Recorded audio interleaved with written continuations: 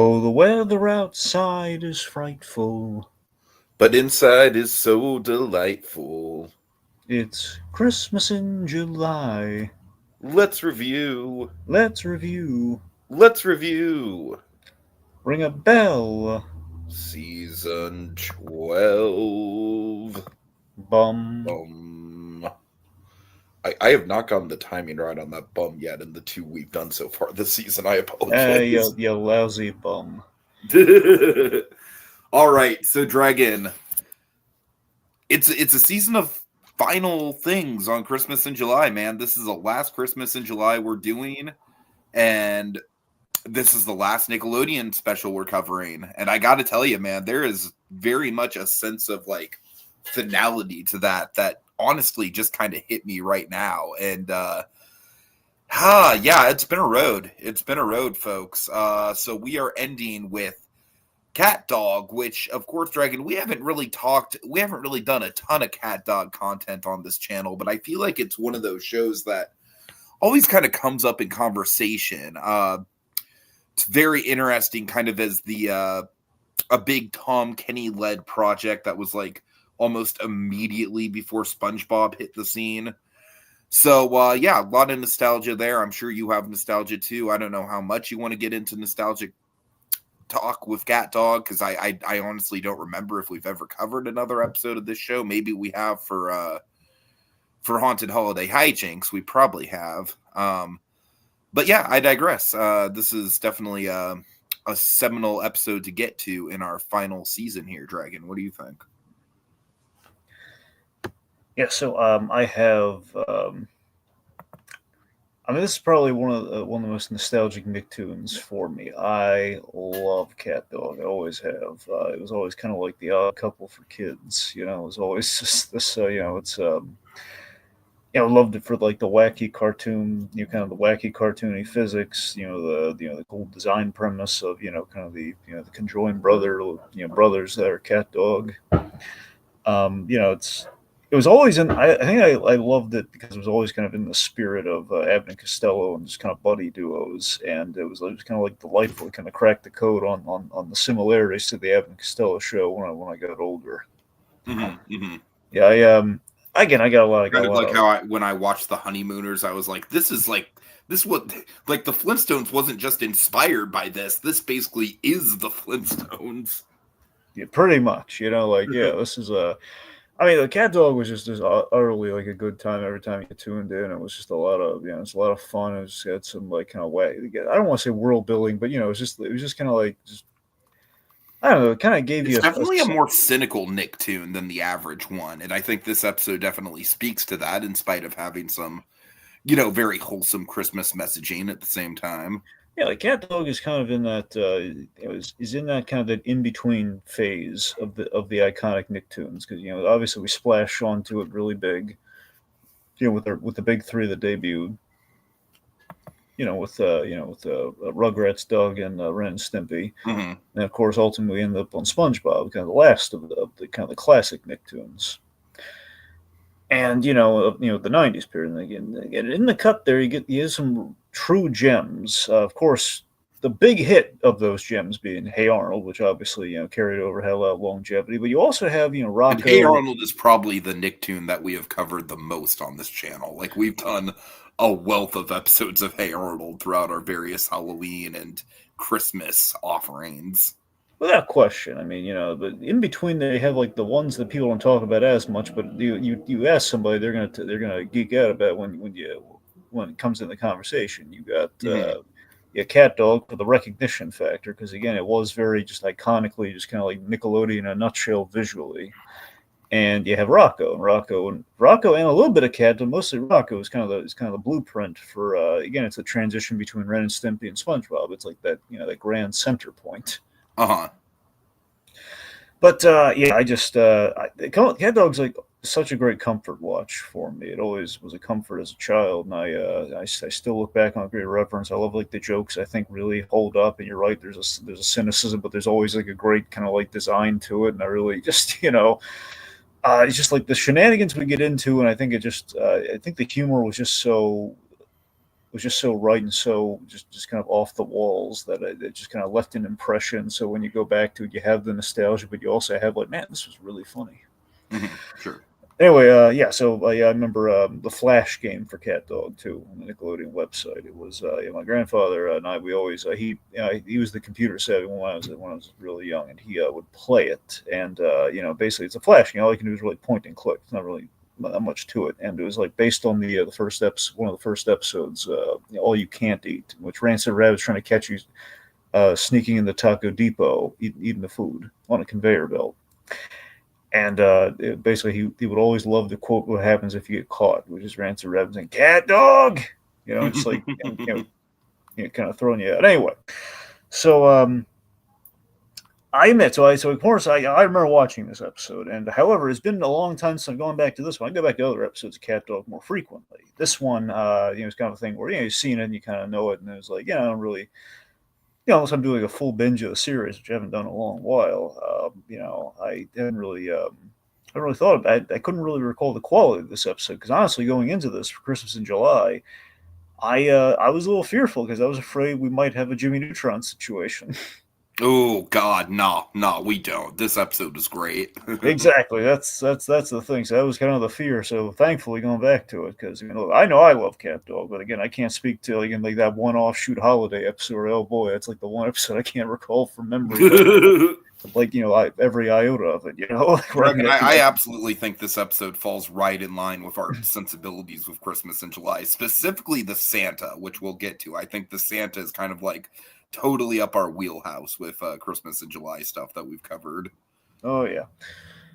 Anyway, so I guess without further ado, let's. This is one I've been wanting to get to for a while, but we've always kind of put it off. So again, with kind of our last outing, it's kind of felt maybe appropriate that if we're gonna get at least one iconic Nicktoon in there before the lights go out. It should probably be Catdog. Sure. Okay, yeah. Really quick, I'm going to go through the comments. Let's see. We have Kogia says, I watch Catdog once in a while on TV. I remember thinking that it was okay. All right. Let's see. Richard's Victims. I believe he's quoting the show here. He's saying, Catdog, Catdog, Catdog. It's funny? It's really funny. You know what's funny about that? What? That was essentially the pilot of the show. It was pitched on a song, and that's what got it approved. Oh, that's funny. Yeah, that is cool. Like basically Peter Hannon. It's a great theme song, dude. It really is. Yeah, so Peter Hannon, he basically went to Nickelodeon. He had like these three like kind of short vignettes. He wasn't really going there to pitch a series, and basically while he was there, it was kind of like he was a very multi-talented guy. He had a guitar and he was just kind of strumming along. I think Catdog might have been like a stray drawing, and just kind of the little song. Basically, it circulated the offices at Nickelodeon, and the top, literally the top dog at the company, the president of Nickelodeon was like, "Oh my god, I love that Catdog show. I mean, what? Tell me more about it." It's like, okay, well, it's got one from there.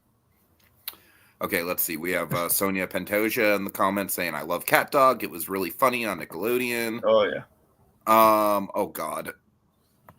Kokios, as a kid, I thought Hey Arnold was mid, but I keep hearing great things about it, so I likely didn't understand the nuanced writing. I will not stand for Hey Arnold slander in the comment section, Kokios. You need to go back and watch it again. Yes, the writing on that show was incredibly nuanced, sir. Go watch it again or you're dead to us, Kokios. Basically. Not joking. Just go back and watch it. We take Hey Arnold very seriously, right? I mean, like we really do. We really do. Hey Arnold is kind of our animation bible to some extent. That's you hear about like the nuclear football. That's the nuclear football head for us. We take it very seriously. All right. Okay. So yeah, Dragon. Let's just go ahead and get right into it. Oh, really quickly, I just have to mention the funny thing about the title of this episode is that Amazon has it listed as a very merry Catdog Christmas. That's where I watched it. Mm-hmm. But then, of course, the first thing you see in the episode itself is a very Catdog Christmas. There's no merry in that title. What's going on here? Dragon, I swear I wasn't lazy when I set up the stream initially. It was just that's literally what Amazon had the episode listed as. Mm. All right. So anyways, yes, a very Catdog Christmas. Of course, we start with one of the biggest tropes of them all, Dragon. It's decorating the tree. No, that we have a really awesome double Christmas tree. It's decorated. Mhm. This is kind of the whole design of the house and everything too. Like the house is like a fusion. This is what I'm talking about with the design work. It was always, I always just had such a great Well, I appreciation think for that's like, kind of the real building that you're talking about yeah, right there. Is just how it's not necessarily real building per se, but it's more kind of just like just the design of everything, like in regards to how like we would get the double things for Catdog to have throughout their life was and definitely creative. you kind of see it in this episode, just a little bit of it, just to give you a taste of what's in the rest of the show. I mean, there's a very Dick Sprang kind of like design theory to like the buildings, where the buildings are kind of like these hilarious, kind of like they're in the shapes of what kind of like the business or the whole thing is about. I'd like to think that the shape, especially of Catdog's house, kind of influenced the, like at least SpongeBob and Squidward's house. I mean, I'd like to think again, Tiki. That's the fascinating thing when you backpedal on kind This of the show shows that very came. much does feel like SpongeBob, like proto SpongeBob in some ways. Yeah, Right? that's what I'm In saying. some ways it really does. Rocco and Catdog, I would attest, they are the prototype, or like kind of like the scratch paper that goes in the SpongeBob. Mhm. Which, by the way, speaking of which, there's one bit of only one iota of background I want to share here. Okay, the director on this was Dan Poffenmeyer. Who, I noticed that in the credits. Yes, of course, Dan Poffenmeyer. He worked on Rocco and Catdog, and also did SpongeBob and Family Guy, which ultimately led to Phineas and Ferb. Which then led to Milo Murphy's Law, which I Mm-hmm. bring up only because I've got a Weird Al concert in like a month, Dragon. I'm so excited. Yeah. Wait, are you and Jacob going to the same concert? Probably not, unless Jacob's traveling to Rohnert Park, California. That's why I'm asking. Like, No, probably he's not. touring all over the place right now. Mm. He But does yeah, a I'm lot for a stoked. zombie. Oh God. Anyway, but yeah. So the architecture of the world of Catdog is it's that, and the set design is always just tremendous. So anyway, so with this we have like the dog's tree, a very dog themed tree. We got you get the Like hydrants, you get the hydrants meat, and meat and bones. cat. We got fish and yarn primarily. Fish and yarn, just very tidy fish and yarn. Just Oh, those exactly. two things. Look, I'm going to say something here, because I never had the opportunity to talk about Catdog, and I want to get some stuff in there. I've always felt Cat to be Jim Cummings' most underrated performance, like across the board. Like no one ever gives him I credit. would agree to that. Yeah, he's got just such a range here. Like, and if you think about it, his character is very complex, because there's definitely a lot of episodes where he's straight up kind of the antagonist of the episode. Mm-hmm. Then there's other episodes where he's kind of like in some ways the Scrooge, which we'll get into. It's a little bit of a light Scrooge, but it's a Scrooge arc to a certain extent. Yeah. It's almost kind of like a Scrooge arc by way of like, what if Bob Clampett was the Scrooge? And then also he can be very sympathetic, but he can also be very manic. Like there's a lot of layers to him. Do you mean actually Bob? personality-wise. Did you actually mean Bob Clampett, or did you mean Bob Cratchit? Bob Cratchit. I'm sorry, Bob Cratchit. You're thinking of the day the Earth blew up. Yes, I am thinking of that. Yeah, I mean, here's the thing. So I love Jim Cummings. I listened to his. I've told you about Jim Cummings' podcast, right? Yes. It's really good. Anyway, so he's Don't kind of like mentioned man's current political opinions, but we will put that to the side. Wait, really? Jim Cummings has political opinion? Unfortunately, yes. And they All are right. not good, to quote Sonic the Hedgehog. You sure he's not like just joking that kind of thing? You think it's like, anyway? Okay. The point being, changing the subject. I'm sorry I brought it up. I'm sorry you brought it up too. Frankly. Anyway, the point being, on his podcast, he meant he's going to go into unfortunately, there's no like full on Catdog episode, but he did mention that when he does the voice roles, it always weirded him out when they just want him to like kind of use kind of more of his natural voice, which essentially Cat is essentially that, which is the great subtlety that I love about it. Where it's pretty much just kind of Jim Cummings sounds, but basically Jim Cummings in kind of a Bud Abbott role, which is what I always loved when I look back on Catdog. And again, I know it's not his natural voice, but I always view Pete as kind of like his default as a voice actor, if that makes sense. I mean, it's not far off. I don't think, you know. Uh-huh. But yeah, it's I just always loved it with the of course, much like Pixar, Nickelodeon is known for their duos, and you know, you got Catdog, you got Norm and Daggett, and of course you got you know, Ren and Stimpy, and there's a little bit obviously with the cat and dog kind of element there. It's kind of a Well, this reversal is very much of like Ren and Stimpy and Norman Daggett for sure. Like the cultured one and the ADHD one, for lack of a better term. it's but again, it was like a patented formula of Nickelodeon that just kind of worked, and I love like there's kind of like a few And then similarities weirdly there. enough, you kind of have that again with like it's not the main dynamic of the show, but you certainly have it with SpongeBob and Squidward. Yeah, but think about this. It's also kind of like it's kind of reversed every time where you have you know, with if you look at it through Angry Beavers, you know, the one with the purple nose is kind of the dim is kind of the dim one, but the optimist. On the flip side, you have the one with the red nose, who is you know who's the cynic, but again he's much more like the dignified, kind of suave one. But again, he's the glutton for punishment, like Daggett was. We're kind of pulling a switcheroo there, Right, and yeah. obviously Ren and Stimpy. You know, again, we kind of have you know the you know, kind of the more straight laced, you know, kind of one. Well, he's far less psychotic. Uh-huh. The dog is, you know, essentially the dog's Stimpy.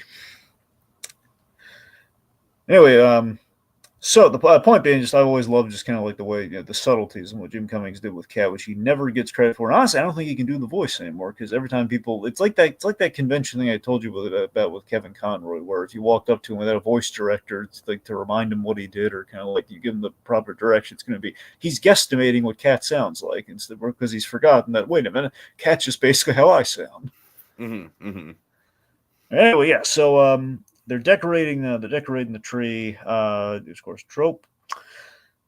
Some Christmas traditions, and this is a really sweet Christmas tradition. The brothers, they you know they close it. One closes the eye, and they put a gift under the tree on Christmas Eve. Yeah, and of course, Cat is being like, you know, rather cynical about the whole thing. Like, I don't know, like, does Cat really expect Dog to ever get him a sports car? I think it's like I just kind love of how I love how Winslow basically like points out, like, you know, that's impossible, right? Like, that's never going to happen. yeah.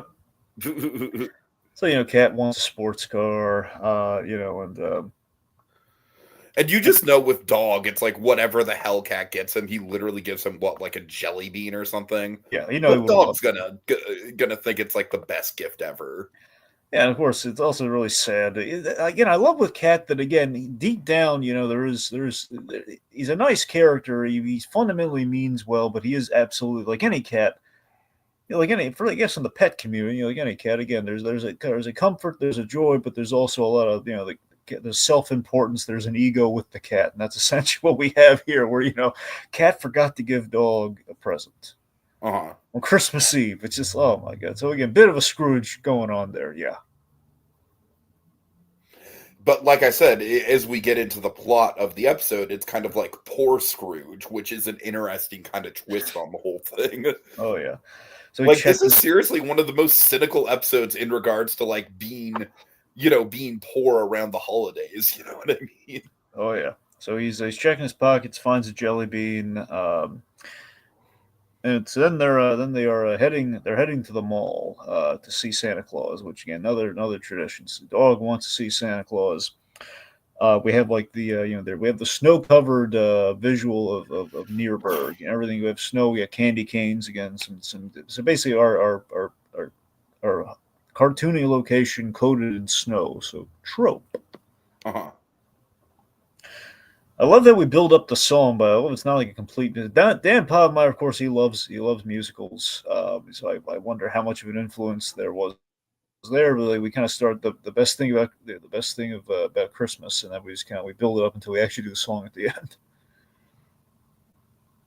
Yeah, no, you're right. I do love the song. I love the song in the episode for sure, and a little bit of a trope for sure because I think You know what's interesting, Dragon, and you know what I want to kind of like highlight here is I do think that on some level, correct me if I'm wrong, Dragon. Correct me if I'm wrong here. We probably have to go back in the archives.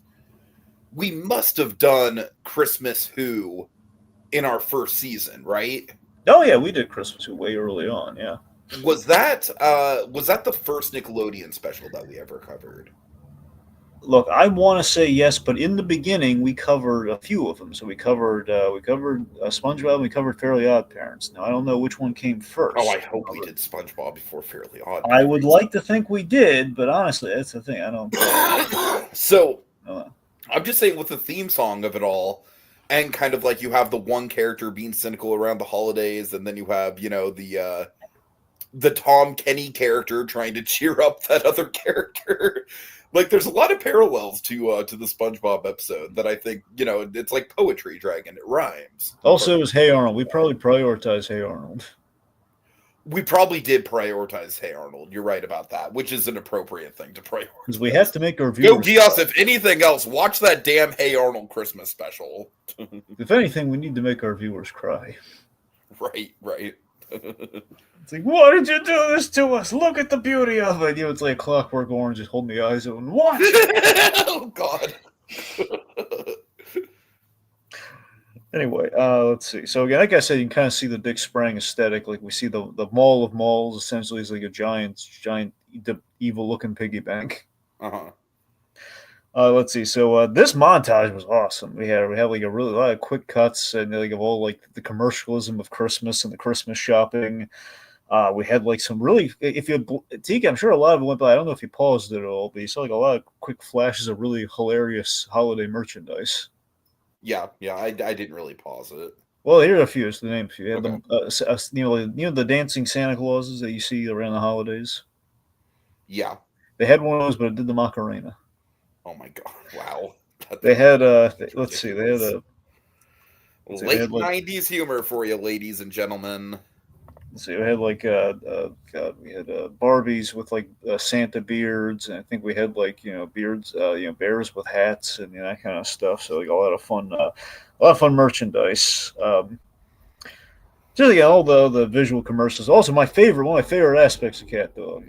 They had an in-universe action figure, which we see here for the holidays. It's kind of like selling like almost like Turbo Man here, and so Mean Bob essentially was this figure. They did an episode all about collecting, and basically Cat got obsessed and collecting Mean Bobs, and it was awesome. And the Mean Bob essentially is there's like variants for every, and I mean every occasion. Like Cat literally makes like a whole room that is like wall to wall. It looks like it's made of brick, but it's all action figures. It's really funny. Anyways, all the variants, if you kind of look, you see like Elvis Bob or like a Cook Bob, Dictator Bob. It's like it's off the walls, man. Uh-huh. Yeah. Also, All right, so we get to Santa, which of course trope. Now, Dragon, you're gonna have to I remember this short little green guy with a funny voice. You're gonna have to remind me, was he? Because I definitely remember him from other episodes, but is he just kind of like one of those side characters that just kind of pops up and has whatever job is required, or like what's the deal with this guy? Okay, you're talking about Mr. Sunshine, right? Like guy who's like kind of Santa's elf here, right? Yes. Okay, so Mr. Sunshine and It's been Rancid. a long time since I've actively watched this show. Okay, so Mr. Sunshine and also Rancid Rabbit, but to a larger degree, Rancid Rabbit. That's essentially it's like the many hats. And every episode's a different job. To be fair, Mr. Sunshine could fit any role. He could be a bystander, or he could have a different job every time. Okay. I will say this though, Mr. Sunshine. I don't think you're going to appreciate this, but I've always thought of you when I see Mr. Sunshine. I appreciate that. I feel seen. I feel seen. Ever since we started working together, I always felt, man, Tiki's kind of a dead. Like his animated caricature would be Mr. Sunshine. I kind of love that, honestly. I kind of love that. You know me. It's like, yeah. I do not feel insulted about that at all, Dragon. That looks very much me. Like it looks how Tiki feels. That's I love it. Oh my God. Oh man. Like if he wore a Hawaiian shirt, that would be him. That's all right. Anyway, so let's see. So we have basically we have the classic mall Santa. Now, Tiki, tell me you recognized who our Santa Claus was. It was a Murray, Mm-hmm. not the Murray. Oh no. Not Chad Michael Murray. Wouldn't it be great though if he was actually a Murray from the bloodline? He's not, but can you imagine if Chad Michael Murray were actually like related, like the descendant of Bill Murray? Right. Tell him, Like the Dragon. Okay, Brian Doyle Murray. Brian Doyle Murray, baby. And Dragon, I gotta tell you, man, this is a fucking fantastic Santa. Like, what I love about the Santa is like he takes on that trope. First of all, like we don't really see even though like obviously Miracle on 34th Street is a fucking stone cold classic, of course. But we don't usually see the whole idea of like the mall Santa is actually Santa. Usually if we see a mall Santa in a Christmas special, it's kind of more of like the Christmas Story variety where he's like a cynical mall Santa or something like that. So it's really cool that like we have a Santa who's the actual Santa, but he's doing the mall gig, and he's kind of like, marked down the trope. He's a little cynical about Christmas. He's a little cynical about the like people losing their Christmas spirit, the kids just on his lap, like rattling off the gifts that he wants, no sense of holiday joy. And I don't know, we take him on a little bit of an arc, and I just love how low key and sort of like, I don't know.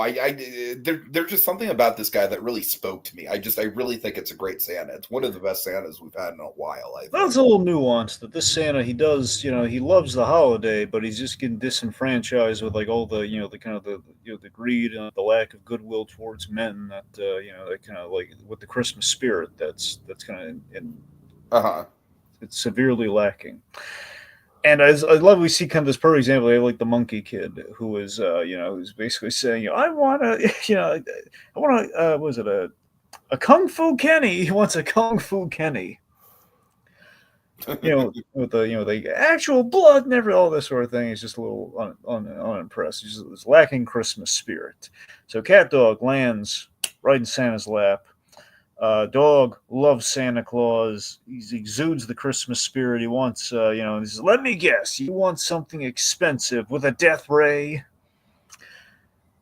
And, Dog whispers his selfless wish to Santa Claus, which all he wants is for Cat to like his present. Very nice. And, this really touches Santa. And I love when the design of Santa Claus, one of the very few human characters in Catdog, by the way. Right.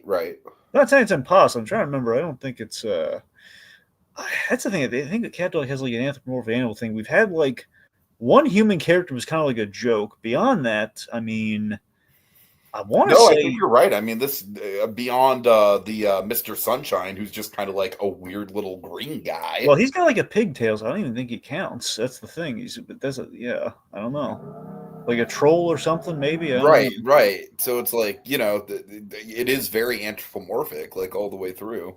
Well, I'm thinking like throughout the whole history of the show, there's like one other character who's like in like one gag we just saw like one like vaguely human-looking character who is essentially human, but I'm not talking Miss Sunshine. It's another guy. He's like a one-off, just kind of like almost like Emmett, like the Emmett gag from Freakazoid. It's kind of like that. And but yeah, Santa Claus might be like a really true human character. He and Mrs. Claus are like the only true human character. Mrs. Claus too. Yes, I love how Mrs. Claus like pops up like very out of nowhere in this thing.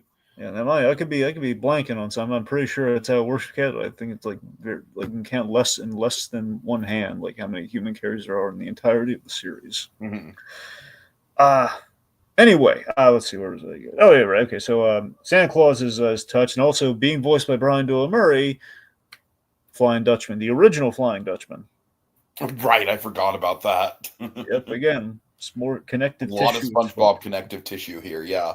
And with Brian Doyle Murray, he definitely has that Bill Murray kind of like cynical sarcasm to him. But at the same time, like I said, what I really like about the Santa is that he is a little sarcastic and cynical.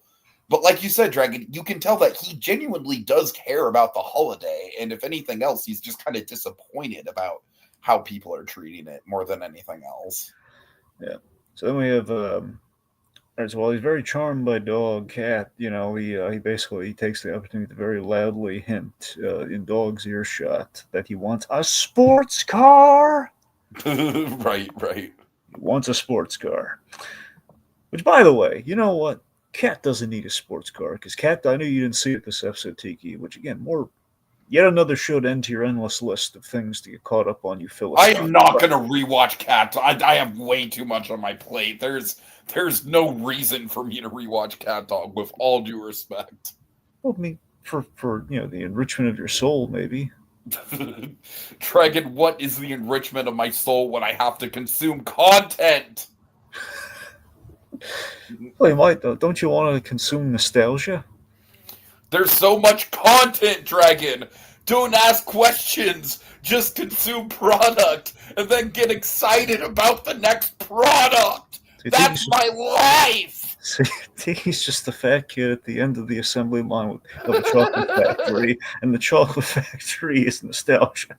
Oh God! Content, just the chocolate is content. I still need to finish my Adventures with Superman season 2. I haven't even really started on The Boys season 4. There's so fucking much. There's Generation V, which I haven't fucking got to. There's so much content, Dragon. Okay, look, Tiki, you do have for every time you mention The Boys, you do have lead time with The Boys. All right, The Boys is going to come on to like next year, I think, for when it's going to wrap up. So you got time. Yeah, but Jack Quaid is having a year, Dragon. He's having a year, and I feel like I need to get caught up on all that. You see, kids, Tiki's problem is he doesn't know how to prioritize. Anyway, so what was I? All right, okay. So Cat's dropping some very. But anyway, what I was getting is that Cat has an awesome car. Catdog has a really cool vehicle. It's kind of nice and it's very out. It's not glamorous, but it has a really with the design elements of the show, it just looks really cool.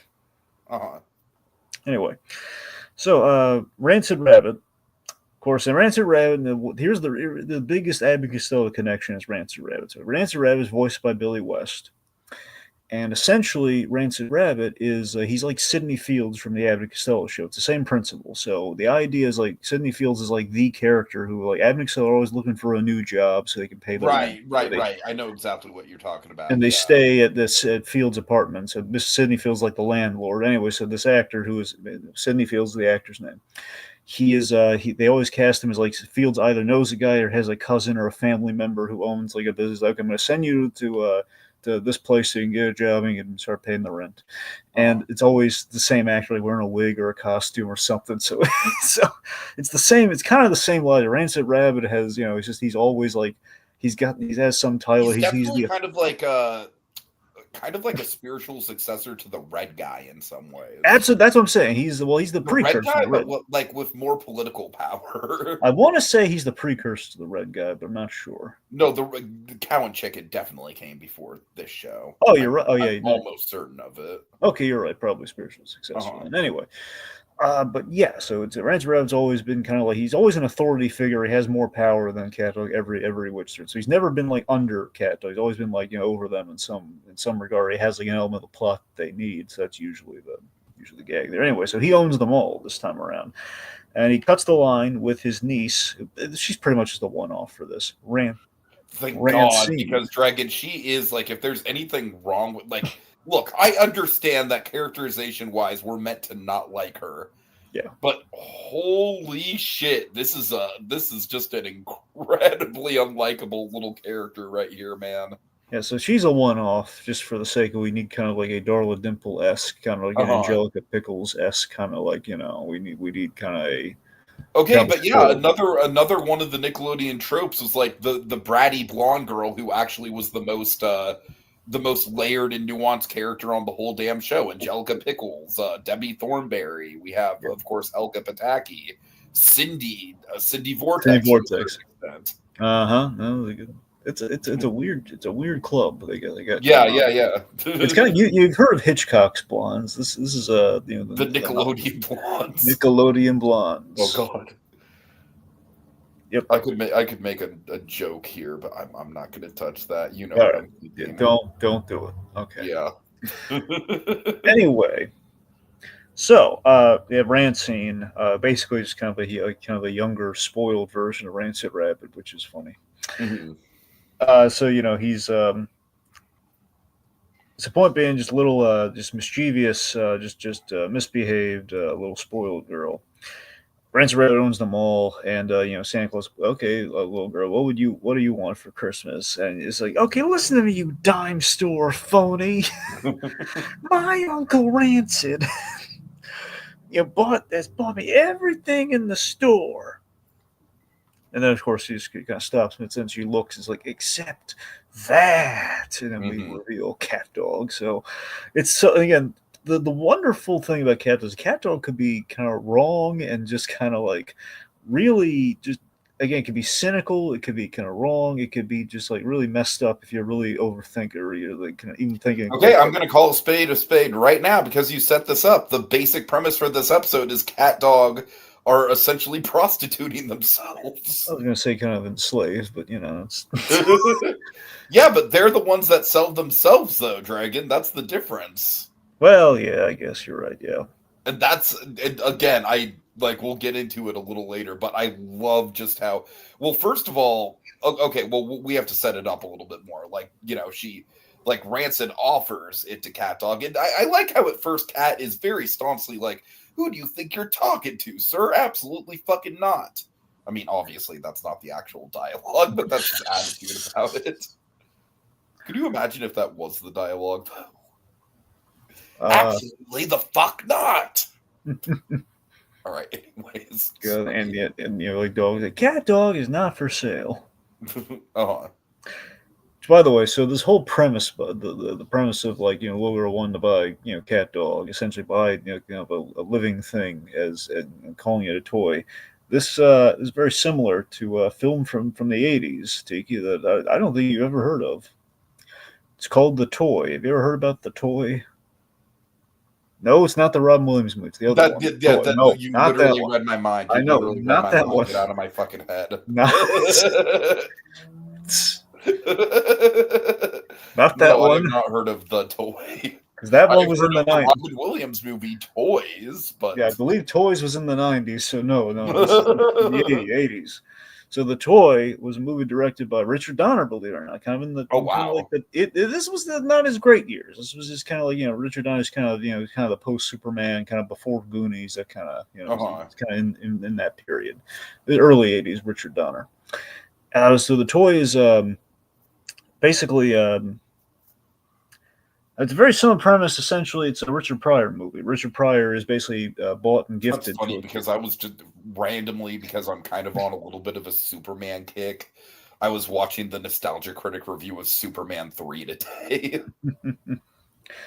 Well, that's the thing. So this was had great actors in it that Donner's worked with before, and some other greats like Jackie Gleason is in this movie. I want to say he's the one who buys Richard Pryor and gives him to the kid. I think. Now, I've not seen the movie. I've only seen like I know a little bit of the movie, but you had like Jackie Gleason and you had Ned Beatty in the movie. Someone basically buys Richard Pryor and kind of sells him as a toy, which is like it's bizarre as all get out. And it's a very similar premise to this. Rich guy buys, in this case, I guess Catdog is kind of the comedic black man. Right. Yes. Played by two white actors, but oh man. Okay, anyway. So they're very offended by the offer, and even Santa Claus is impressed. Even Ezra Miller Flash is just like looking at that premise, and he's just awkwardly like, "Oh, that's racially charged." All right, okay. That was a fucking weird pull. I'm sorry. Yeah, it really was. You see what I mean, though? It's kind of like the fun, messed up quality of Catdog can go to really weird places sometimes. Because it was always like the cynical thing Catdog, as we're about to see, is that they're bullied every episode. I don't mean just bullied. I mean it's all. As a kid, the messed up way I looked at it is like it's basically a hate crime every episode. If you really think about it, the Catdog is just plagued by hate crimes. Mm-hmm. Only because they're different, because they're it's like basically about. Does that mean the end of the episode is almost kind of like a form of Stockholm syndrome for them? I mean, kind of, yeah. It's not inaccurate. I mean, I maybe look at it a little more glass half full, but I mean, it's not right. Anyway, I will say, as a kid, I always really did like the Greasers as characters. I thought they were a lot of fun. I love the different designs. Well, yeah, of course. I mean, the idea that the most menacing of the three was Shriek, who's like the little. It's like a poodle, and she's female. So, all right, let's see. So, point being, they turned it down. Santa Claus is impressed. Let's see. Okay, so the Greasers. They're they're kind of the best part of Christmas song gets started again, and they see Catdog and they want to deck their halls, which again, it's kind of the tragedy of Catdog, where it's like, man, it's like it's always it's hate crimes Like, how 24/7. dare Catdog fucking exist? Yeah. The greasers just hate conjoined animals. That's really what it is. Like, imagine putting the greasers in that movie Stuck on You, which I keep telling you about. Oh my god. They'd be beating up on poor Greg Kinnear and Matt Damon. Yeah, let's see that remake. Oh man. Anyway, one of these days, folks, when Tiki's an old man, well, when he's an older man, he'll watch Stuck on You. Oh, thanks. I'm 35. I'm not fucking ancient. Well, every time you go, "Woe is me" about the age thing, No, you I make it know. sound like It's you're ancient. self-inflicted. Exactly. I'm just piling on because you open the door, counselor. Anyway, so they run, they hide, and they basically turn the garland around a tree. So trope. Oh yeah. Is while they're hiding, we have Winslow, who is the most cynical character of the whole show, voiced by Carlos Alazraqui. Rocco, the most sweet, adorable NickToon. Right. I love that contrast. He's like what's funny? I found out Winslow's actually when they designed Winslow initially he was supposed to be okay. We'll have him be a nice, friendly little guy, but then basically as they kind of put him in the motion, they kind of drew him more. They kind of realized he doesn't really look that friendly. He actually looks like he would be like a real a-hole. We should probably like a little a-hole. He always kind of gave me a little bit of like a Joe Pesci vibe. Oh, absolutely, yeah. Yeah. Oh, for sure. There's definitely some Pesci in there. Anyway, so Winslow, big jerk. He's basically he just exists to like psychologically toy with Catdog, essentially. One of my favorite. Like if the greasers are the physical bullies, he's definitely like the gaslighting mental bully. 1000%. Before gaslighting was a term that was recognized by the public. Right. But with that, one of the classic episodes of Catdog that had that to a T was the Brothers Day episode, which is a really good episode. Brothers Day essentially is it's kind of like the gift of the Magi, but for a non-Christmas setting. Essentially, like they're supposed to get gifts for each other, and they kind of sell the most gift of the Magi. But Winslow put that into play, making him think they had he tried to ruin Brothers Day for him, but it kind of came out the other side. Anyway. So Winslow basically points out that their hopes are very unrealistic. I love the stairwell that's in the tree, by the way, and how we animate this. Just kind of walking down the stairs and everything. So we learn, we don't really, we see it, I guess, ultimately, and we have like a popsicle stick houseboat. So dog has made Cat a popsicle stick houseboat, which is definitely not the sports car Cat wants. And Winslow's being the big jerk that he tells dog that Cat just throws away all his presents, which is really sad. Yeah, just fucking rubbing salt in the wound, man. He really is a little shit when it comes to exactly. And very intentionally, by the way, throughout the whole show, like little a-hole, irredeemable. Like, he's not evil, but he's just what I mean. He's not like he's not beating him up, but he's like in every other way possible. No, but in some ways, I feel like he's even more malicious than the greasers are. But he's also like, because the greasers are inherently just idiots. You know what I mean? Like this guy, like he knows what he's fucking doing. He's basically imagine if Kieran Culkin didn't have redeeming qualities. That's essentially that's essentially he is a Kieran Culkin character. Oh my god! If there was a live action Catdog, please no, never. But like if there was, Kieran Culkin would be a perfect fit for this character. Okay, the only way they should ever do live action Catdog. Okay, there's only two ways I'd ever want to see that happen. Just make it a full blown fucking body horror movie. Well, I think that's the one you'd like to see. But yes, that's the one I would very much like to see. I was going to go a lot more innocent. I was going to say one, if they do it with puppets, that'd be like the coolest thing ever. Oh, that'd be cool. Yeah. Never going to happen, but it's if. Okay, the realistic and absurd way to do it. You have the actors. Basically, imagine for almost like a stage, but they're basically you see the human actors wearing a costume, but it's done very lazily. So essentially like Lion King on Broadway. But like a lazy, but imagine a lazy version of it, though, where it's it's like Kieran Culkin just walking around like pretty much like painted blue made with mouse ears on. Like, it's pretty, like that, it's pretty much it. Anywho. So Okay, so Winslow, he basically says, You know what? Just do it as a Broadway show and cast Kieran Culkin. There we go. That's the okay, realistic option. there you go. I think he did a show with Bob Odenkirk recently. It wouldn't surprise me. Yeah, like they did Glengarry. I think they did Glengarry Glen Ross, and I think he was in that. Uh-huh. Anyway, so Dog always looking for the sunny side here. Says like, well, why do you think you do that? He's like, oh, so the kids at the dump have something to play with. That is just mean. Yeah.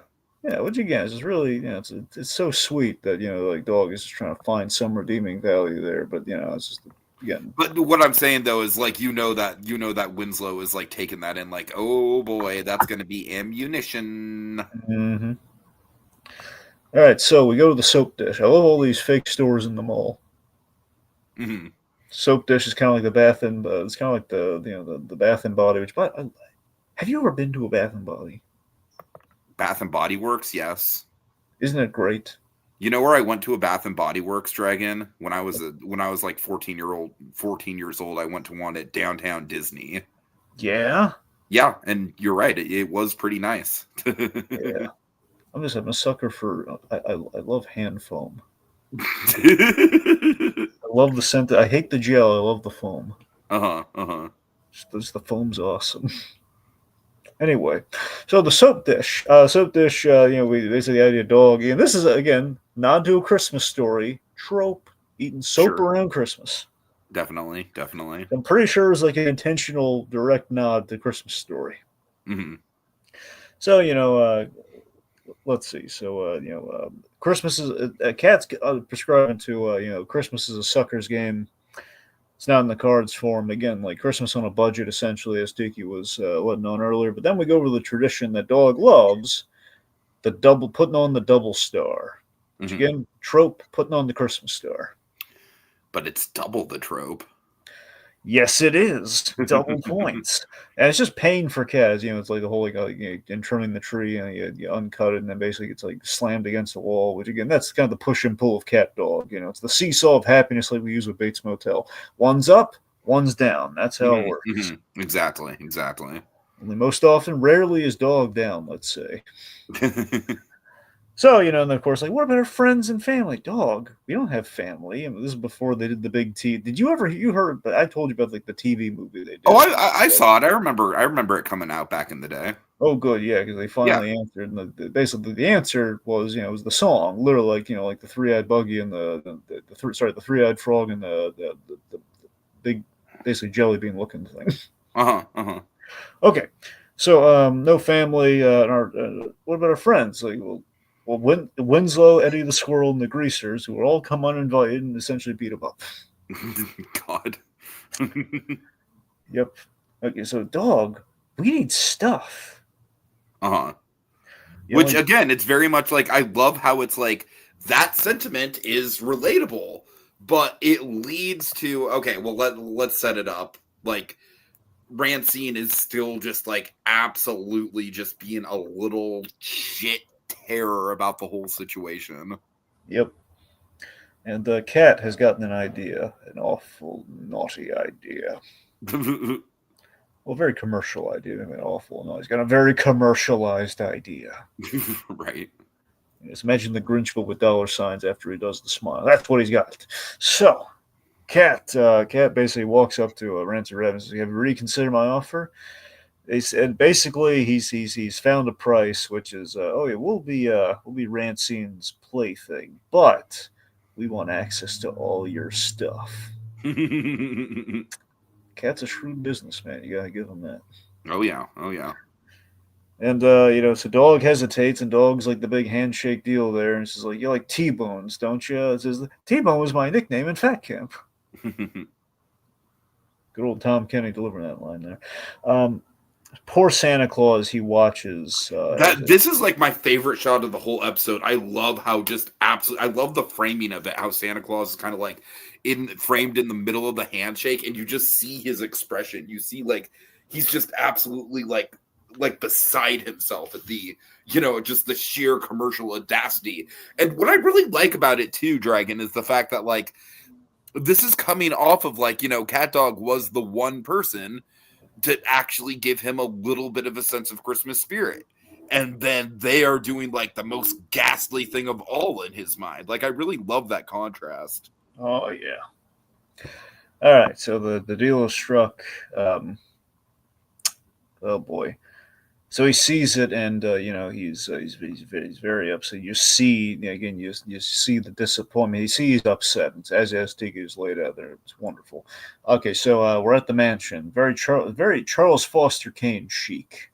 Oh yeah, Catdog, they're in a box. They're tossed under the tree. We have just with our decorations here again. So it's kind of like Christmas at the Kane Mansion. So a little bit of that trope. Kind of a Citizen Kane Christmas. Mm-hmm. Nutcrackers, big old nutcrackers, and a train set around the tree. Now I'm just thinking Christmas with Dean Cain for some reason. It's funny. I was actually thinking of Dean Cain earlier today.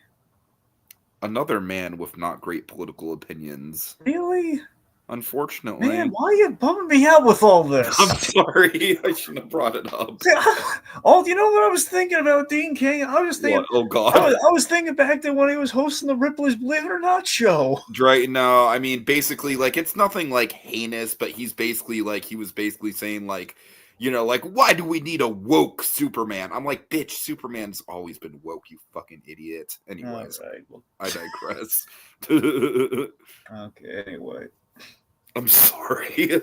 I'm not being very Christmas-like this episode, Dragon. No, you're not. You're I'm essentially being Winslow. I'm being like, hey, you want to hear something that's going to bum you the fuck out? God, it's like Winslow and Succession all over again. Oh, man. Anyway.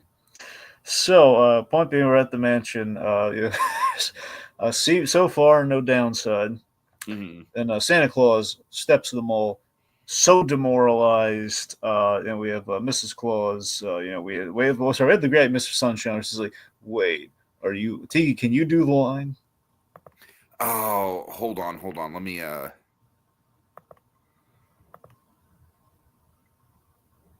Sorry, let me get to the line. Does this mean there's an Easter bunny? That's what Tiki's inner cartoon character sounds like, kids. See the whole wait, does that mean you're the real Santa? And then he's asking about the Easter, but he just hung up on it. Says, I hope there better be an Easter bunny. He owes me $60.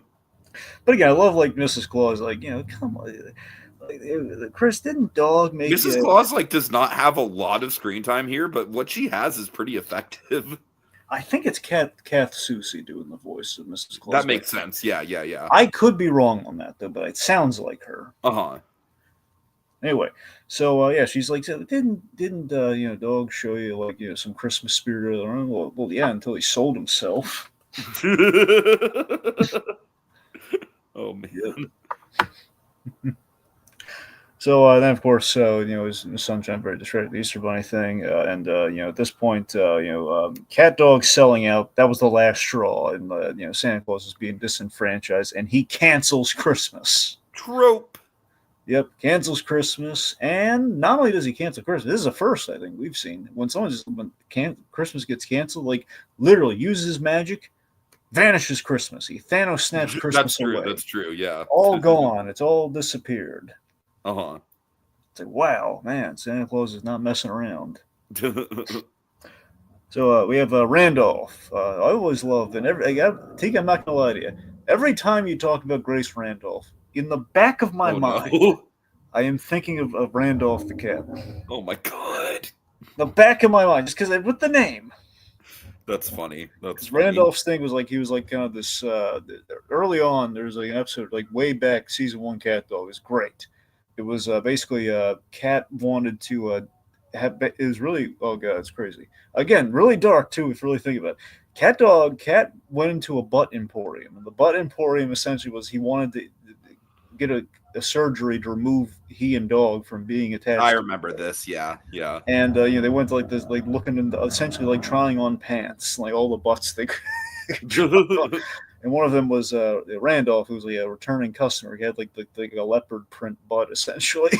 And he wanted to be attached to Randolph, and you kind of like glitz and glamour and everything, and style, and that kind of thing. Or I'm sorry, vice versa. No, Dog wanted Randolph, and then Cat wanted Randolph's butt. Which sounds really odd when you say it like that, but that's essentially what he wanted. He wanted cartoons be like that sometimes. True. Anyway, so Randolph was like, his old catchphrase was like, "And I love it," like the whole, very kind of old Hollywood kind of. Anyway, so he's basically Mr. Exposition here. He's the newscaster, and he's saying, Christmas has effectively been canceled, and sources basically Mr. Sunshine. So Tiki, you rat him out. Is that it's all Catdog's fault. Oh my god. So let's see. So Wenzel and the Greasers, they want to get Catdog, and get revenge on them for doing this. Mm-hmm. So it's Christmas morning. Not a present in sight except for the box Catdog's in, because again, not a Christmas present, it's a living being, so they're fine. So they're the only gift left. It's Christmas morning, and basically being Rancine's only gift, they get their work cut out for them. The pressure's on to keep the girl happy. So they're playing. We have montage. They're playing with the stuff here. Cat is driving around in a sports car in the house. Dog's giving his best here. He's doing the tea party with her, but he's eating the bones. He's giving it the old college try. Oh yeah. So let's see. So they slam against the giant spike tree, which now has all the trimmings gone. So it's just the big old metal. It's kind of a barbed aluminum tree. So I'm going to say trope. Sure. So again, slamming into the aluminum tree, you have this really great weird line that I love Catdog for in general here, where it's like the whole like, Christmas isn't supposed to smell like sweaty metal. I love that is actually like a legitimate breaking point for Dog. Like that, I don't know. The thing about this episode, Dragon, is that like I feel like a lot of it like kind of just it on some level it feels a little bit rushed. I'm not gonna lie. But on other levels, I feel like it's kind of just like, no, it's like we're really kind of like just cutting to the point of like, like we don't need to spend a full 45 minutes on this. Like, Yeah.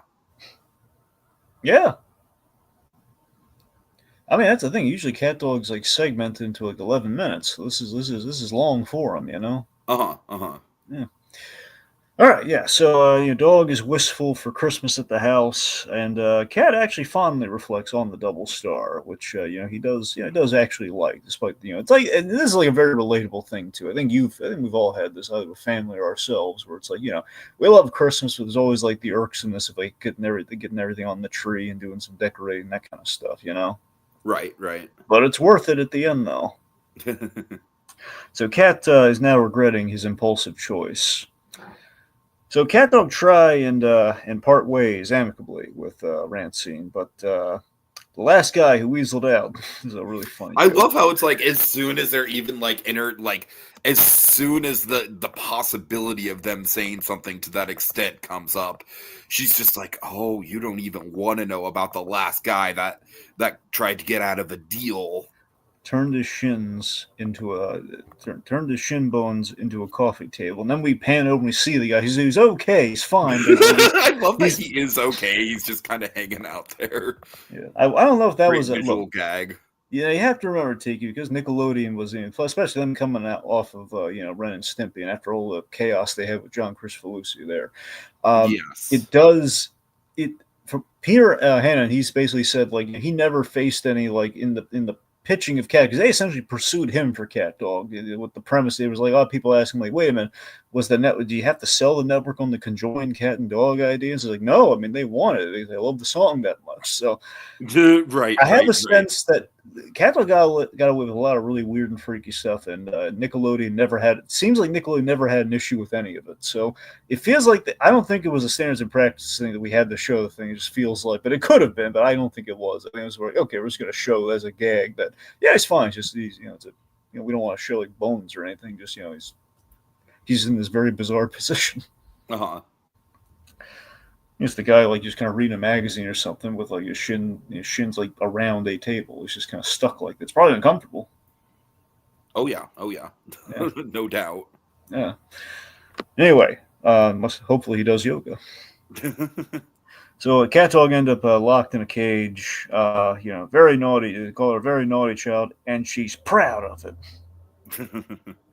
So we get an angry mob through the city of Nierberg. They're looking for Catdog, including Eddie the Squirrel, who I wanted a jet ski. Now, Eddie the Squirrel remind me, like, I think his whole deal is that he basically just like wants to be a greaser, and they never let him in, right? Absolutely. Okay, that's what I thought. Yeah, there was this really great Eddie. I don't know if it was introductory episode or not, but his big episode was Cliff got a taste of his own medicine, where Cliff basically in trying going after Catdog, he and Eddie the Squirrel, who wanted to be a greaser, they ended up like getting like glue poured on him. So basically, Eddie was glued onto like Cliff's back or like his like upper left shoulder, or whatever. Probably on his back. And it was this whole thing where, like, he got excommunicated from the greasers because, well, now you're a two-headed freak like Catdog. You're kind of dog squirrel now, essentially. You can't be a member of the greasers. So then he got the Catdog kind of schooled him in how to be a conjoined kind of entity. Right. Well, it's really funny is the way they end. I love the solution where Cliff he basically goes back to the greasers. You know what? I'm too good for this. I'm okay with who we are. And he revokes his membership by taking off the jacket. And the hilarity is like, wait a minute, the squirrel is not attached to his actual back. He's not actually conjoined. It's glue, so he's glued onto the jacket. So basically, he's just like, never mind, losers. Exactly. It's great. Okay, so Eddie Squirrel has a little bit there. Angry mob search for names. Catdog. They use the old sick prisoner move to escape the cage. He's like, oh, all my presents break on Christmas morning, and Dog is basically he's gargled soap to make it look like he's dying, and. So they leave the. This is a. I'm sure you love this bit. Tell them about the whole dangling girls in the cage bit. Well, yeah, it's just essentially the bit is like basically like Rancine is dangling from the cage, and Cat. It seems like he has a moment of empathy where he's like, "Wait a minute, we can't." Or I'm sorry, is it Dog that says we can't? Well, Dog initially says like very sincerely, "Cat, we can't leave her like that." Because it's kind of tense. Like she's the little girl is precariously hanging from the. And Cat's like, "You're right," and he just like jumps up. Fuck you! You go in the cage now. Which is so funny. Really it's messed up, but it's so funny. Yeah. I mean, she earned it. Oh yeah. It's a comeuppance. They lock her in the cage, and they're making an exit. They're avoiding Rancid Rabbit.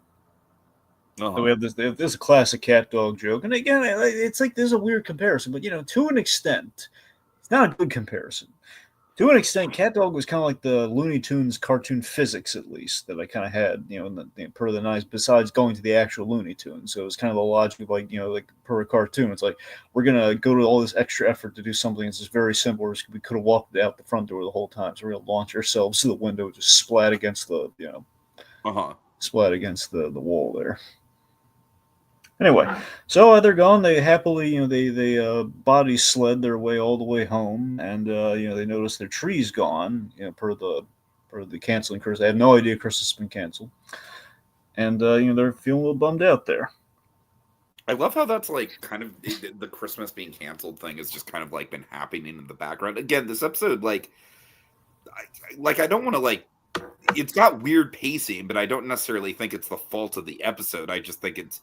If anything, I feel like the episode is kind of like designed to have like kind of a weird flow to it. Yeah.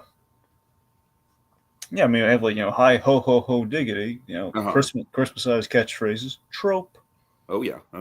So they have 5 minutes of Christmas left, and everything's gone. Enter the greasers, and they essentially the main connective tissue of the angry mob.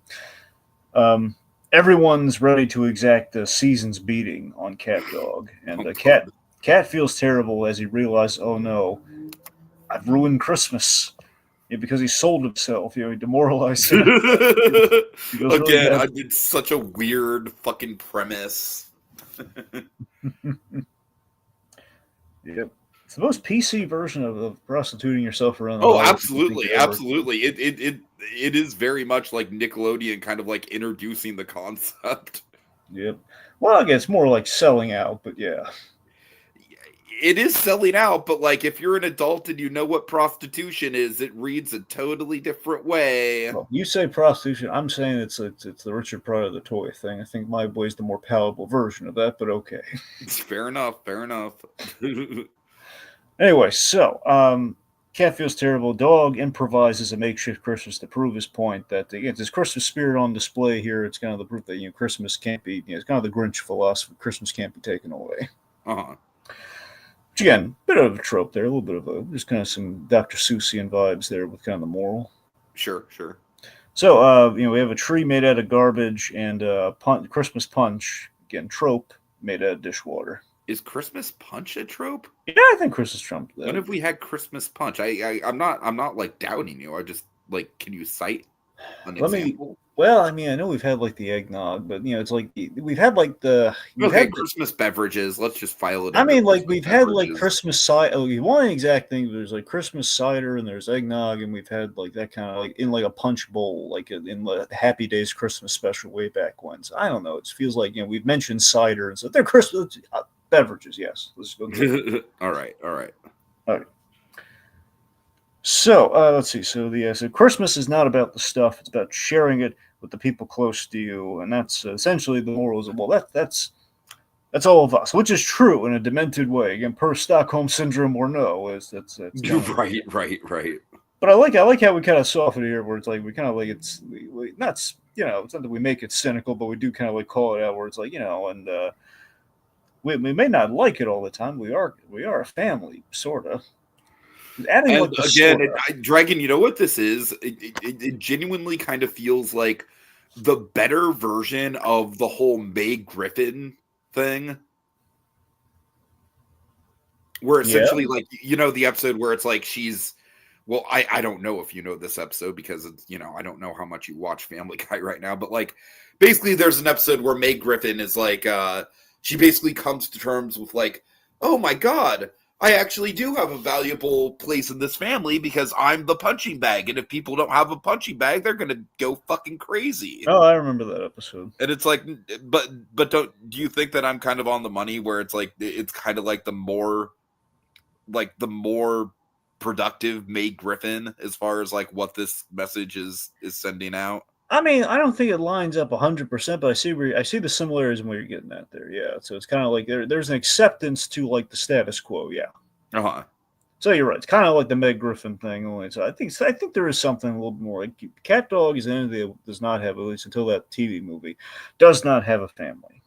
Sure. So that they're sort of, like the whole, like in a weird way, the Greasers are constantly in their lives and kind of beat them up like brothers or kind of like sisters and just kind of family kind of would to a degree, and roughhousing in this case. Again, I would say more hate crime than roughhousing, but that's just me. But yeah, I don't know. I really love like Cliff saying, yeah, I guess Catbutt's right. We are a family, sort of. So, Dog chews up like this meat painting into like the double star they put on the tree. Just makeshift Christmas trope.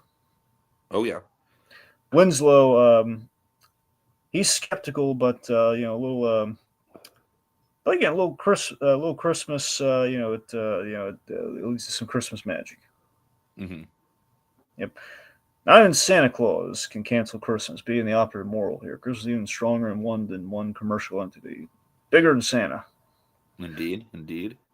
So let's see. So, so my point being there is like, Christmas, Cat's like saying Christmas is in here. Well, no, maybe here. It's trying to point to like kind of the soul, kind of the heart. Right.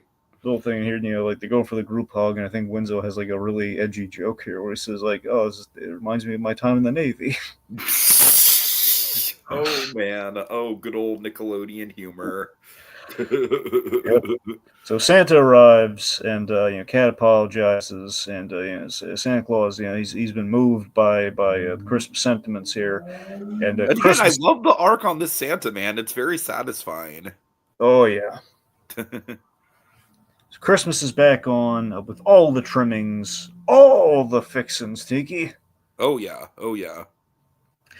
And let's see. So he does threaten them with like, pull a stunt like this again, and Easter's canceled. I make one phone call, Easter's canceled. Yeah. Hugh Jackman will never come again.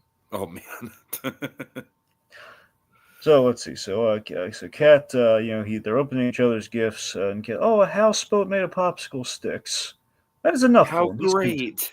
and I think he means it. Do you? Yeah, I think so, on some level. He drove the sports car. I think he's fulfilled enough. I do like the fact that he does get to drive the sports car. That's a nice little satisfying arc right there. Yeah. So Dog's got like a bar of soap. Uh-huh. We end on the musical number, the best part of Christmas things. We're kind of going full circle there. And we have Lube being able to sing, the dumbest. Which, by the way, just a character being named Lube. All right? Yeah. That's all I'm going to say. I'm not going to go any further than that. That's just, I do not think that would fly at all today. Well, he's a mechanic, Tiki. Dragon, there's a different connotation for the I'm word aware, lube, my friend. Yes. Yeah, and let me ask you a really bizarre question, okay? Oh God, okay. When did lube really become in vogue, do you think? Dragon, you're talking to an asexual person about the history of sex stuff. I don't know. I don't know, Tiki, maybe you could have educated yourself. Educate yourself. You could have a passing interest. I don't know what you do on the side. I don't know. Okay, regardless, I guess I'm making I'm throwing out there that perhaps lube didn't really come into vogue until the early 2000s, maybe. I don't know. I have no idea. Uh-huh. It's a guess. So, the whole semantics of a KY jelly phase, which I want to say is probably the 90s equivalent to the lube of then, but I don't know. It's the same concept. Oh, it is so is it the same product just renamed or like in the colloquialism? I mean, it's not exactly the same thing as far as I know, but it does the same thing. Oh God, okay, can we get off this subject? Well, okay, fine. Well, you brought it up. You opened the door. I know. I brought it up, and now I want to end it. I'm trying to ruin Christmas, Tiki. Okay, my point there, I was going to bring up a different thing about lube. So you know what lube's actual name is? What? Ignatius. Oh, that's funny. That's funny. Oh yeah, that is like. But I do think it is a really funny gag that he has. Like, I mean, it's kind of a gag that we've seen before, but that he has like the almost angelic voice. Yep. All right, let's see. So let's see. So we have all the more of the Christmas trappings there. We have the putting the star on the tree. We have the mistletoe with Shriek. Again, she gets the kiss dog. She loves dog. Uh-huh. Yeah. Oh, I forgot about that. Oh yeah, she's totally forgot about that angle. She's got a big crush on him, so this is like a sneaky little mistletoe there. Right. Let's see, like trimming the tree, the chestnuts. Cliff gets to break a a chestnut in Cat's teeth, using it as a nutcracker. Let's see. So we have a snowball fight. It's nice, and we have the double star. It's all, and they end up caroling. It's all great. Uh-huh. And at the end, I do really like the end beat of the episode, which Dragon, I really like it just specifically because of, I don't know, I just kind of feel like basically like how I would describe this is essentially like if you were to do like a Christmas card with Catdog, it would essentially be this scenario. You know what I mean? It would be like Catdog, like basically in the Rudolph position on Santa's sleigh, Cat being afraid of heights and kind of being a little bit prissy about it. Dog being over the top, chasing the garbage truck. Like it's such a perfect note to go out on, man. Dog chasing the garbage truck was just throwing Santa and the sleigh ride in the chaos. The only thing I can say about that is that's a very Catdog Christmas. Absolutely. Yeah. All right. Well, I think that's about it. Well, first off, let's thank the folks for tuning in before we. Sure. Well, Little Blue says, if I could just say, it was an honor to meet each of the voices of Catdog, Tom and Jim in that order. Yeah, very cool. I know that you're a convention person, Eli, so I'm not surprised that you have met them. She's a rather unconventional convention person. So, so thanks to Eli for pointing that out. Code Geass. I love how Kogias, like, he basically split as soon as we shaved him about the Hey Arnold thing. Well, hopefully he educated himself. You mentioned Sonia Pantoja. Sonia Pantoja, Richard's victims popped up just for a gag, I guess. All right, yeah. Okay, so tropes, Dragon. Let's list them out. Well, Tiki, do we have anything we want to say, like kind of final thoughts to round it out, or? Yeah, I mean, the final thoughts and then tropes. I'm sorry. Yeah. As far as final thoughts go, I definitely think that this episode, Dragon, I guess all I can say to it is, it really just does a lot of, it has a lot of goodwill as far as like what we're looking for in a holiday special. I think it really just kind of like, especially like for our purposes, it really just kind of like goes out of its way. I really like how it both kind of like embodies the series, but then also kind of like takes its own spin on it at the same time. I don't know, just really good stuff here. I really like, I honestly think it's really fitting that that this has kind of become our final Nickelodeon special, as weird as that is. I was very pleased going back to it, seeing that it held up, and I want to think Pavmeyer might have had something to do with that, bringing back, bringing forth, a lot of, through the charm of Catdog. I think we had maybe a little more pathos than usual in this one with the Christmas spirit at play here, and I think Pavmeyer kind of excels at that in the direction, so I think maybe he kind of brought a lot of that to the surface. Not to say Catdog, Catdog is very gag based, obviously. Not to say we don't have like moments of heart here and there, but usually the gag, kind of excels before all. But the heart's still there. I think he really brought that to the surface in a really, really appropriate way. That I think is just kind of like everything makes sense. It's very on brand. It's an on brand holiday, especially for Catdog versus like it feels very forced, and the fact that it is like it's calling out the commercialism, I think helps with that a lot. A lot of good jokes, a lot of them rapid fire, like in the montage and the direction, which I really liked. Again, we have an excellent Santa Claus. Just this was good. It kind of reminds me how much I love Catdog. It makes me kind of want to take some time and kind of re-binge through at least most of the series, But it brings back a lot of good memories, and that's kind of what Nickelodeon as a whole is. If any kind of cartoon, if any kind of cartoon conglomerate kind of almost an ownership to the word nostalgia. It really feels like Nickelodeon. No, yeah, Nickelodeon, yeah, for sure. Yeah, Nickelodeon kind of has at the very least like 90s nostalgia. Yeah, like they corner the market on the 90s nostalgia. I mean, honestly, the thing kind of pivots to obviously Cartoon Network has a lot of great 90s stuff. That's without question, clearly. But, it's like Cartoon Network kind of like excelled and even thrived on the 90s era stuff. And it was still kind of doing that 90s era stuff in the 2000s, kind of basically almost like kind of rebooting it internally in the 2000s. It was still going on and kind of at its strongest in the 2000s. So there's kind of a transition of power there, one could argue, but kind of a shifting of the generations. Regardless, again, I'm always going to have a lot of love for Catdog. I'm glad the holiday special kind of held up the way I hoped it did. And, it was... It's a lot of fun, and again, folks, it's like you're gonna look back on the classic Nicktoons lineup. There's a lot of options. I'm aware. Hey Arnold being the top option. Clearly, that's always Hey Arnold's always the right answer when you look at what Nickelodeon think. I mean, Hey Arnold absolutely is like the definitive like Nickelodeon holiday special, without a doubt. Yeah, but you know what? I'm just saying in general with the Nicktoons, Catdog deserves another look. At the very least, for a Christmas special, like if you're putting together like the compilation of the Nicktoon holiday specials, Catdog earned its place, man. Definitely. Yeah. All right, so let's get to the tropes. Make that list. All right, snow-covered setting. Indeed. Decorating the tree. The holiday traditions, like putting the star on the tree, the double star on the tree, 2 points. Going to the mall, the Mall of Malls, the very commercial Christmas where we're doing the shopping montage. Very much so, yes. Cynical mall Santa, but also mall Santa that turns out to be the real Santa Claus. Yep. Kind of an unconventional trope, but it's happened. It happened in one of the most famous Christmas stories of all time, so it counts. Themed Christmas merch. Sure. Like the gladiator Christmas tree. I wanted to get that in there somewhere. Like a Christmas tree was like a gladiator. Let's see. Yeah, Mean Bob's a bit of a Jingle All the Way vibe, maybe. A little bit, yeah.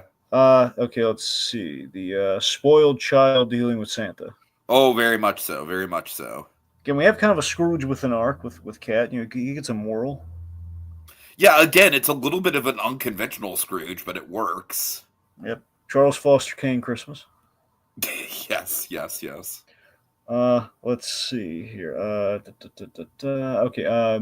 You know what? Angry Mob at Christmas. We've had some. Have we had Angry Mobs at Christmas? We must have had at least a couple. Right? I feel like we had. Yeah, I feel like we have to have had something like that. Yeah. Chestnuts, mistletoe. Let's see. Christmas okay, so Christmas being canceled. Did you mention that one? No, that's a good pull. That's a good pull for sure. For sure. There we go. Canceling Christmas specifically because of cynicism. There you go. Okay. Hold on a second. Okay, right. The pulling the sleigh at the end, kind of pulling a Rudolph. Sure, definitely. Yeah. Let's see. And Santa Claus having bad blood with Easter Bunny. That very much a trope. Yes, absolutely. Also a Nickelodeon trope too. It's like Fairly Odd Parents. right.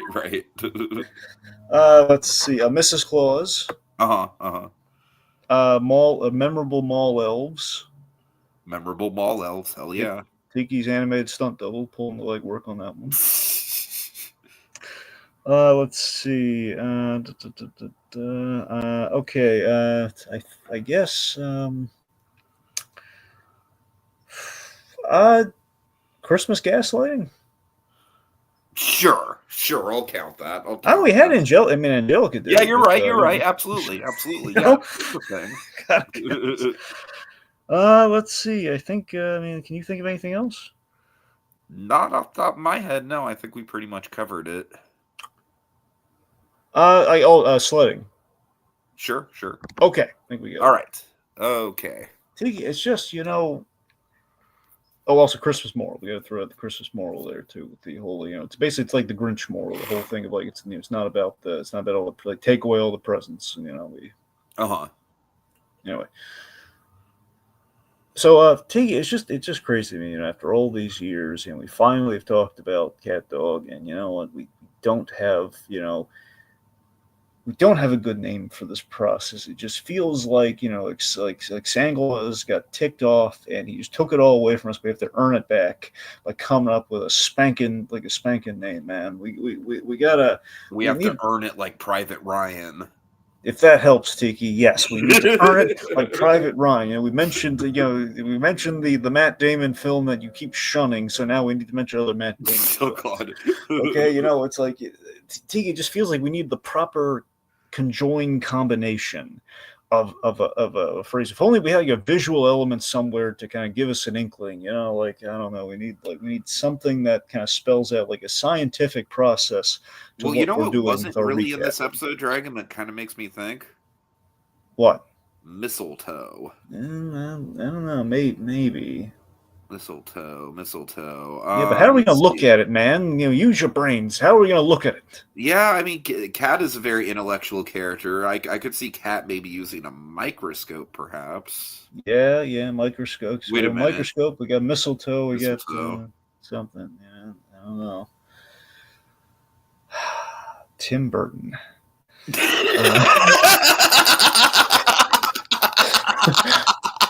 Sorry, I was thinking out loud on that one. That broke me. I love your commitment to the Tim Burton. Sorry, I was throwing out names, seeing what sticks here. So I don't know. Oh my God. We need something. Okay, Dragon, I already fucking I gave you the pieces. I can't do all the legwork here. Try, Tiki, try. You have to do something. I can't arrange these things. Oh my God, just fucking say it. Maybe.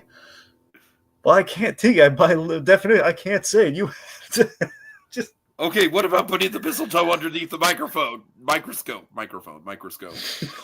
I was trying to fucking play it up. I was trying to do something different, but no, I guess not. Let's go with the middle one. That's it.